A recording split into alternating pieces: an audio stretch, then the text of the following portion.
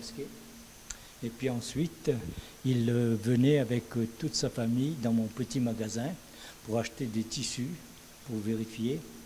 Et pendant que les femmes étaient en train de choisir, lui bavardait avec moi. La seule chose qui m'avait marqué, c'est que sur mon bureau, il y avait un journal local où il y avait la photo du général ou du maréchal Juin de l'époque. Et en voyant cette photo, il me dit ça, c'est l'ennemi des musulmans. Et puis après, il m'a beaucoup parlé du maréchal Lyautey. Comme quoi le maréchal Lyautey était une personne quand même intéressante et même qui aimait les musulmans. Puis ensuite, on parlait de religion. Ici, c'est l'arrivée de Sa Majesté avec son fils Hassan II pour le Salat Issa. Ça, c'est la voiture qu'ils avaient. Là, c'est après le Salat Juma.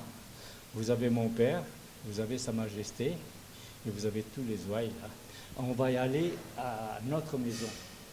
Et je suis allé la veille, enfin quand je devais inviter Sa Majesté, je suis allé voir l'administrateur. Je dis, monsieur l'administrateur, j'aimerais offrir un lunch à Sa Majesté. Qu'est-ce que vous en pensez? Il me dit, vous avez tous les droits, mais je ne vous le recommande pas. Et je suis passé outre. Là, c'est l'entrée de la maison chez nous, quand il arrive avec sa voiture. Là, nous montons l'escalier chez nous. Nous arrivons sur le premier palier. Quand il est à la maison, dans le salon chez nous, vous avez mon père et mon grand-père et lui au milieu. Vous avez là deux générations des Qatrada. Nos grands-parents, quand ils sont arrivés, la première chose qu'ils ont faite, c'est de faire une mosquée avec la madrasa. Et bien souvent avant leur maison. Et ensuite, ils faisaient des souscriptions, d'abord dans la ville, dans l'île, ils allaient à La Réunion, ils allaient à Maurice, et même une fois, mon père est allé jusqu'en Afrique du Sud pour faire des souscriptions. Ces souscriptions servaient à faire des acquisitions immobilières dont les revenus servaient à l'entretien des mosquées et des imams. Ça, c'est la mosquée d'Antirabé, dont je crois que la construction a été commencée en 1930-32 et s'est terminée en 1936. En 1946-1947, il y avait 4 ou 5 familles musulmanes, indo-musulmanes, qui étaient l'âme de la communauté musulmane d'Antirabé, et une dizaine peut-être de Comoriens qui sont extrêmement pauvres, qui n'ont pas de revenus suffisants. Et les familles indiennes elles-mêmes, elles n'avaient pas de revenus suffisants. Ils ont émis l'idée de faire une souscription. Ils ont fait la souscription, ils ont acheté une petite bâtisse de 210 mètres carrés, enfin où il y avait un terrain de 210 mètres carrés à côté de la mosquée, où il y avait une vieille bâtisse en terre cuite du temps malgache. Cette bâtisse s'est effondrée, donc il fallait la reconstruire. Et au moment où Sa Majesté était là, la communauté a pensé que peut-être Sa Majesté pourra l'aider. À ce moment-là, on a sollicité la participation de Sa Majesté, de Mohamed V. Et il nous a offert 250 000 francs français en ce moment-là, 250 000 francs FMG. C'était les francs FMG.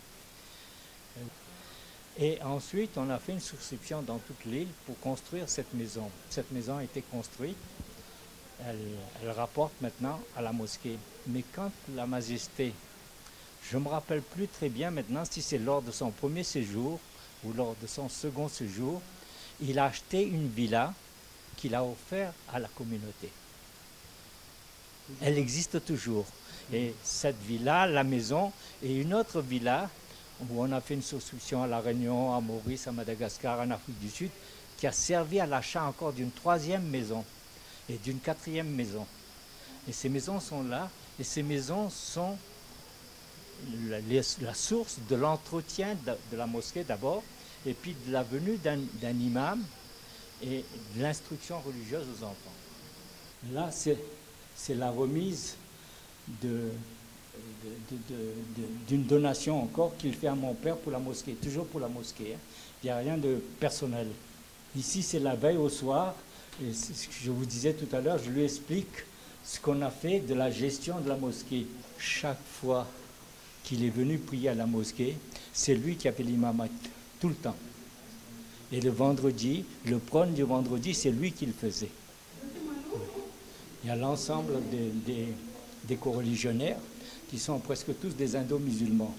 Il y a quelques arabes peut-être là-dedans aussi, mais des yéménites. Alors là, vous avez mon frère, vous avez Hassan II.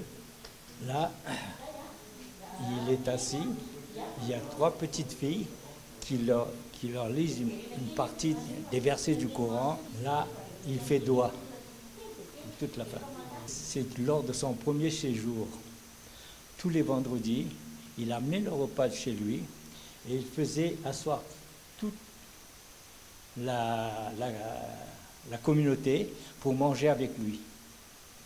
Vous avez sa photo au fond. Moi, je dois être par là aussi, et puis il y a les autres qui sont à côté. Après le salat Juma, il s'adresse aux enfants. Il bavarde avec les enfants. Il aimait bien les petits-enfants. Là, il donne des friandises aux enfants. Ici, pareil. Il a été chez une famille ismaélite. Alors, c'est M. Badour Ali Karmali, sa maman, Gobanou Karmali et Sokot Ali Karmali. C'est la famille Karmali. C'est au même moment toute la famille Karmali.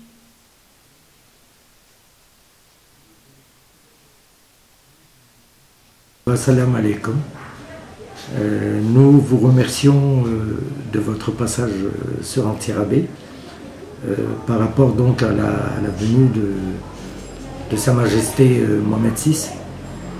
Je raconte un petit peu l'historique par rapport à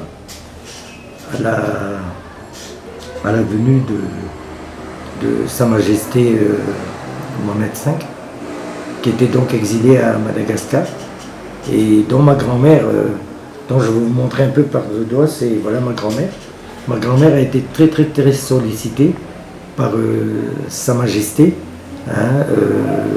lors de l'accouchement d'une des filles. Je pense que ça devrait être peut-être Leila Amina, qui était donc venue justement à Madagascar en 2011 et qui a justement voulu avoir un entretien un petit peu avec les anciens d'Antirabé.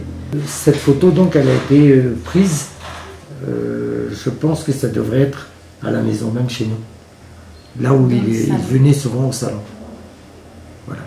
C'est ce qu'on explique aussi à nos enfants, que voilà, c'est quand même un honneur, d'accord, de recevoir Sa Majesté.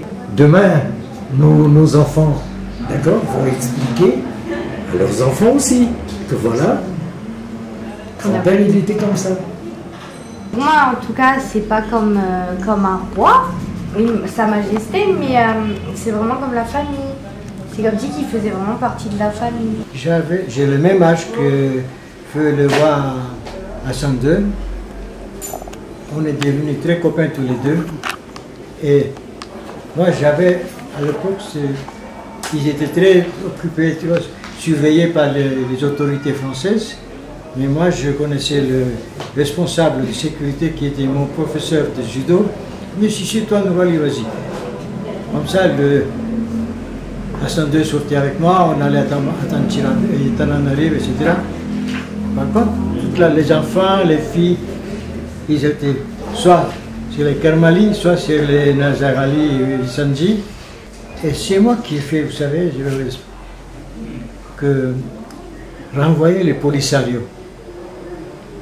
Quand le roi Hassan II m'a envoyé un messager, d'abord on s'était perdu de vue à son départ. En 1978, j'étais à Paris.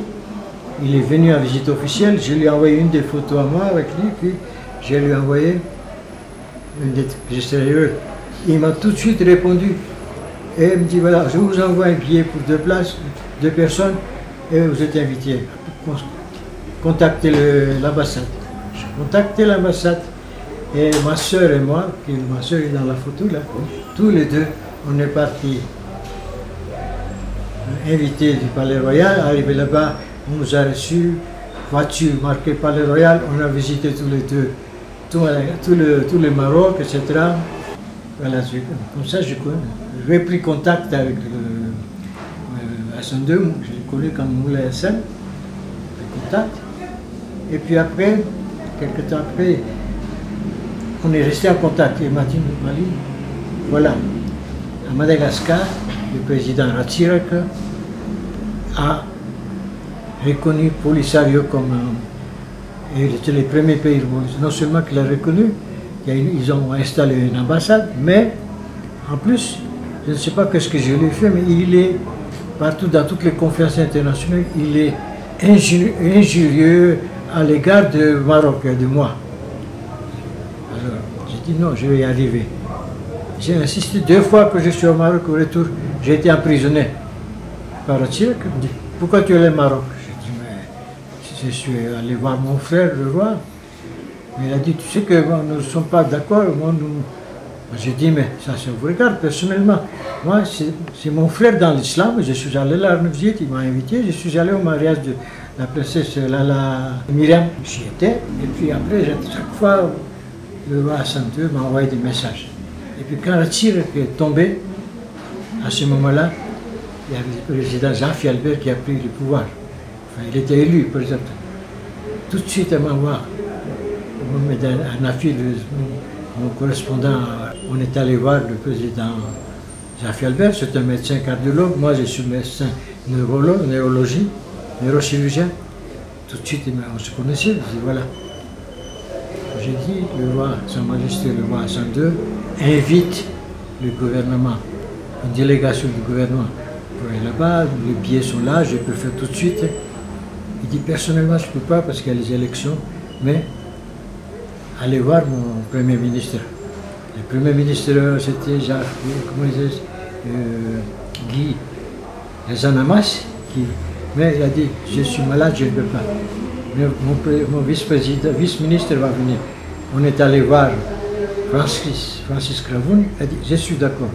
Mais il faut avoir également Césaire Abenou, le ministre des Affaires étrangères. Je dis, t'inquiète pas. Je le connaissais également, on était ensemble au lycée. J'ai dit, monsieur le ministre, on est invité là-bas. Donc, Francis Cravoun, délégation Francis Cravoun, Césaire Abenou comme ministre des Affaires étrangères, un conseiller du président, et moi, tout de suite mis comme ministre des Affaires islamiques auprès de la présidence. Tous les 4, on était là-bas, reçus bien, etc. Tu vois, on a été reçus d'abord par les différents ministères. Le conseil du gouvernement, il était là, dirigé par le ministre Filali, le premier ministre Filali. Et puis après, chaque ministre nous a invités. Et finalement, officiellement, a été invité là-bas au Palais Royal. Là, la photo est affichée, là, on a affiché la photo. Et lors de cette visite, Sa Majesté nous dit, vous savez, dans mon cœur, il y a une grande place pour Madagascar. Ça, il restera éternellement sur moi. Et j'aime bien Madagascar. Or, je voudrais vous inviter, vous aider le pays. Voilà comment vous savez que des bateaux pirates viennent déposer des déchets nucléaires sur vos côtes. Il y a des bateaux pirates qui viennent pêcher dans la zone de pêche malgache parce que vous n'êtes pas équipés. Or, je suis prêt à vous donner 1 ou 2 bateaux garde-côte. Les marins marocains vont emmener et ils vont former les marins malgaches et ça portera le drapeau malgache. Ça a commencé et après, à un moment donné, Ratsirak est revenu. Donc les bateaux n'ont pas pu être donnés, tout a été rompu. Il a fallu que Ratsirak soit parti et c'est Marc Ravalomanana. Marc Ravalomanana est arrivé là et la princesse Lala Amina, qui est née ici, le roi l'a envoyée en visite ici à Tirabé, là où elle est née. Moi je l'ai reçue, je l'ai amenée à Tirabé, on a visité avec Lala Amina, et Lala Amina on a fait visiter tout à Tirabé, elle marchait à pied, et puis elle est allée voir, c'est la clinique où je suis né, elle est allée là-bas. La maternité n'était plus là parce que rasée, mais elle s'est mise à plat ventre, elle a embrassé. C'est là que je suis né, c'est là que se trouve mon placenta. Et puis après, elle a fait à pied tout ça. Elle a visité par-ci, elle a visité le Carmalier. Alors, moi, voilà comment ça s'est passé. Après le passage de la Lamina, qui a amené quand même une invitation, j'ai dit il faut envoyer une invitation de visite officielle au nouveau président Marc Ravalomanana. En même temps, l'ambassadeur du Maroc au Kenya est venu présenter des lettres de créance avec résidence en Tyrannie. Donc c'est moi qui l'ai amené présenter les lettres de créance au ministère des Affaires étrangères et à la présidence. On était tous les trois dans le bureau, j'ai une photo, c'est là-bas dans le bureau du président de la République. Et puis l'ambassadeur me dit, ne parle pas de Sahraoui. Mais en malgache, j'ai dit au président, vous savez, nous avons un problème, tout ce qu'il y a ici quand même. Ah bon, je l'explique. Il dit, on a parlé la main. Tout de suite, il dit en français, monsieur l'ambassadeur, vous en faites pas, je ferai tout pour que dans très peu de temps, l'ambassade de Sahraoui sera expulsée. Quelques temps après, on est parti en voyage officiel sur le Maroc avec Cam. Moi, j'étais là, moi et mon épouse, on était là. Le lendemain même, au Palais Royal, le dîner officiel. Lors de ce dîner, notre président Marc Ravalomanana a déclaré « Majesté, au moment où je vous parle, l'ambassadeur de Sahraoui est expulsé et l'ambassade est fermée. » Je pense qu'il serait très content de voir son petit-fils venir, se recueillir dans l'endroit qui, à mon avis, parce que je pense s'il est revenu en 1958, c'était pour remercier la communauté.